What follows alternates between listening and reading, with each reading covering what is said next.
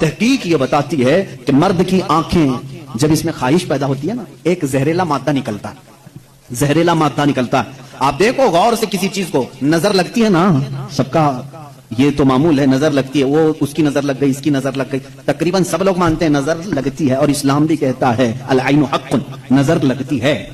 بلکہ میرے آقا صلی اللہ علیہ وسلم نے یہاں تک فرمایا میری امت میں سب سے زیادہ موت اگر کسی کارن سے ہوگی تو نظر بد سے ہوگی. حضور نے فرمایا ہے طبعی نیچرل ڈیتھ کے بعد، نیچرل طبعی موت کے بعد اگر کسی وجہ سے کسی بیماری سے سب سے زیادہ موت ہوتی ہے تو نظر بد سے ہوتی ہے. وہ پتہ نہیں ہوتا سب کو، اس کی علامتیں تک حضور صلی اللہ علیہ وسلم کی احادیث میں گنائی گئی ہیں. نظر بد ہو جائے تو کیسے پتہ چلے گا، جسم کے اندر کیسی تبدیلیاں ہوتی ہیں کہ پتہ چل گیا کہ نظر لگی ہے، وہ پھر کبھی میں عرض کروں گا. لیکن نظر لگتی ہے کہ سب کو معلوم ہے. اور جدید تحقیقات کے اعتبار سے بھی اگر میں آپ کو بات کروں، پھول کو اگر زیادہ دیر تک تم دیکھتے رہو گے تو مرجھا جائے گا، کیونکہ ہماری آنکھوں کا زہر اس پر پڑتا ہے اور اس کی طبیعت مرجھا جاتی ہے.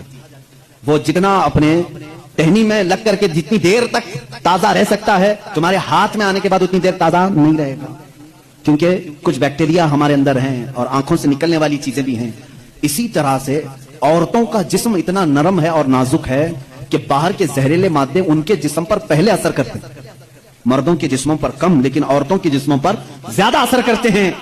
اب کوئی وحشی درندہ جس کی نگاہیں زہر پھینک رہی ہوں اور وہ بغیر لباس کے ہو تو ظاہر سی بات ہے اس کے جسم کے اندر جیسی ہی وہ نظریں جاتی ہیں اس کے دل میں بھی برائیوں کی خواہشیں پیدا ہونا شروع ہوتی ہیں.